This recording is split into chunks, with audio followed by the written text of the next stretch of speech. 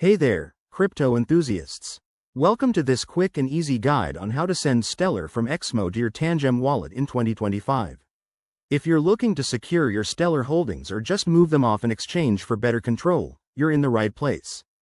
This process is straightforward, but always double-check details to avoid any hiccups.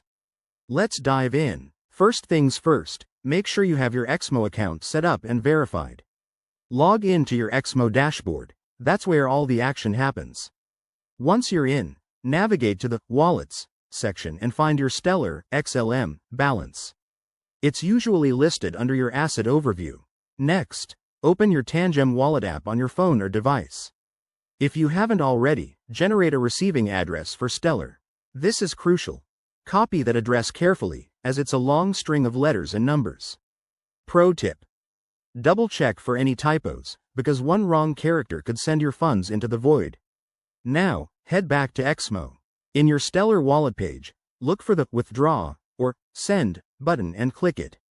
Paste the Tangem wallet address into the recipient field. Then, enter the amount of Stellar you want to transfer.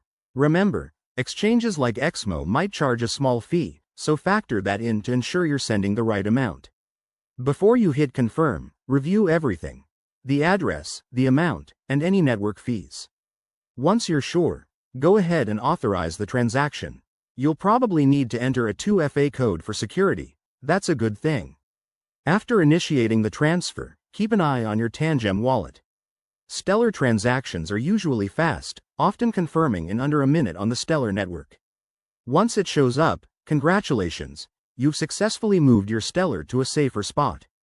A quick word of caution: crypto is volatile, and always use this method on a secure network. If you're new to this, start with a small amount to test. Thanks for watching, and if you found this helpful, hit that like button and subscribe for more 2025 crypto tips. See you next time.